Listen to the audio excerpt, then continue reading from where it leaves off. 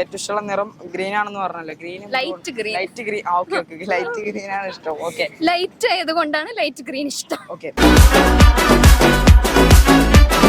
ലാവണ്യ. ലാവണ്യ എവിടുന്ന് വരുന്നു? ലഡാക്കിന്ന് വരുന്നു. ലാവണ്യ എന്ത് ചെയ്യുന്നു? ലാവണ്യ ലാലാല പാടുന്നു. ലാവണ്യക്ക് ബോയ് ഫ്രണ്ട് ഉണ്ടോ? ലവറില്ല. ലവറിനെ നോക്കുന്നുണ്ടോ? ലവറിന് ആവശ്യമില്ല.